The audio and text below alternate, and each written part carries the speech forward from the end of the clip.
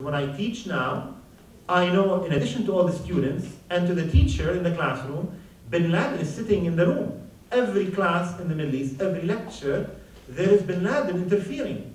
He is on everybody's mind, and you cannot escape it. Although we should try as academics to study the Middle East without having to force Bin Laden into the debate. I mean, I tell my students it's much better methodologically to examine Bin Laden not in a course on Middle Eastern politics so much, but on a course on American foreign policy.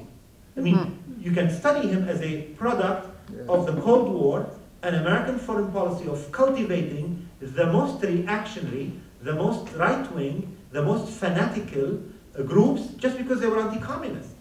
And of course the Saudis were much than happy to help in that endeavor, and this is Bin Laden. I mean, this is Bin Ladenism more than anything else. Other two features that I complain about in covering the Middle East is the question of language. I mean, I was thinking about this this morning.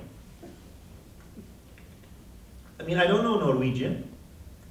Imagine if you put me here for 20 consecutive years and then make me correspondent for the Washington Post about Norway. I would not recommend you read what I write. I mean, I hope that you wouldn't read what I would write. No matter how many people I hire to work for me, translators and chefs and cooks and trainers and drivers, you know? Because that's what journalists do. And the more prominent the journalist, the more. I mean, I was reading the person I'm replacing, not to badmouth him behind his back, even though I do so regularly on my blog. But when Robert Fisk is writing from Lebanon, I always joke about somebody called Abid because he's always quoting his driver, Abid, in Beirut. I don't know the name of Robert Fisk's translator in Lebanon because he doesn't know Arabic. I was reading him when he was in Iran, and he has been quoting his translator. He hired him to translator to help him in Persian. So it seems to me, isn't this an indication that it will be a high time that we rely on people who have a degree in the region, who can ask questions in those languages? And we used to have that, especially in Europe. Yes. I mean, the Swiss journalist Arnold Hottinger or Eric Rouleau. I mean, Eric Rouleau used to interview Jamal Abdel Nasser in Arabic. And this is something that is a big problem. Of course, it's much worse in the United States, as I will say in a second. I cannot name one American correspondent of a major media, TV or print, who can conduct an interview in Arabic. I cannot name one. I can name to you, I gave something about the media a few months ago at Oxford University, and there was a Reuters correspondent from the Middle East who took offense and who reminded me, and I agree with him, that Reuters really has a much better job. Like Andrew Hammond, who is a correspondent of the Middle East, I mentioned him yesterday in my talk about Saudi Arabia, who was kicked out of Saudi Arabia, he can conduct interview in Arabic, and he does read Arabic. And we need to have people like that who know Arabic, Persian, Turkish, Hebrew, and the language. It's not much to ask.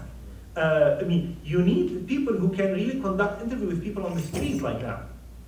The second problem we have, and this is huge, of course in Europe it's much better with language, by the way. I noticed this when I travel to Europe. When I meet Danish, Swedish, Norwegian colleagues who study the Middle East, unfailingly, they have much better command of languages of the Middle East than, say, my colleagues and friends in the United States. Anthropologists are much better, of course, language professors, of course, but political scientists, very few. I can name people on the fingers of one hand. And I also have been somebody who calls to the return of Orientalist training. I mean, don't get me wrong, I do agree with Edward Said's criticism, but I really like the Orientalist training where people know a lot of languages. I mean, now, if you want to do that, you have to do it on your own. I mean, I did language training on my own because, the place where I got my PhD required us to have 3 languages. But if you want more, you do that entirely on your own. And Orientalists, you think about people like Montgomery Watt, for example, or Maxime Rodinson, who knew Russian, German, French, English, plus Arabic, Persian, and Hebrew. Montgomery Watt knew Spanish in addition to all the languages.